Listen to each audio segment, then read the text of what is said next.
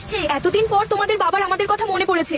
এখন সব ঠিক হয়ে যাবে সোনার। ছি ছি ছি, কাদার কি দুর্গন্ধ, দেখেই বমি আসছে। আমি কিন্তু এখানে বেশিক্ষণ থাকবো না। চিন্তা করো না জান, লেবুকে ডিভোর্স দিয়েই চলে যাব। তাহলেই ভালো হবে। ছি, এরকম পরিবেশে মানুষ থাকে নাকি? আমি 1 মিনিটও এখানে দাঁড়াবো না। আমি তোমাকে ডিভোর্স দিতে চাই। তুমি আমাদের একা ফেলে গেছো আনারস, এখন আবার ডিভোর্স? আমাদের বাচ্চারা অসুস্থ ছিল, কিন্তু তুমি একবারও খোঁজ নাওনি। এখন তুমি ডিভোর্স নিতে এসেছো? এই নাও ডিভোর্স পেপার। আমি তোমার আর বাচ্চাদের উপর বিরক্ত হয়ে গিয়েছি। তুমি চাইলে পুরনো বাড়িতে থাকতে পারো, এমনিতেও ওখানে আর কেউ থাকে না। চলো যান, দেরি হচ্ছে। মা, আর কত দূর? আমার খুব ক্লান্ত লাগছে। এই তো চলে এসেছি সোনারা, আর একটু কষ্ট করো। আমরা চলে এসেছি, এখানেই আমাদের নতুন জীবন শুরু হবে।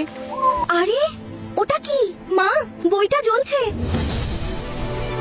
এটা তো একটা জাদুর বই। আনারস তো জানেই না এখানে কত বড় মূল্যবান সম্পদ ফেলে গিয়েছে। বন্ধুরা, তোমরা কি জানতে চাও এর পরে কি হবে? তাহলে কমেন্ট বক্সে পার্ট 2 লিখে যাও, আর বেশি বেশি লাইক, কমেন্ট ও শেয়ার করো।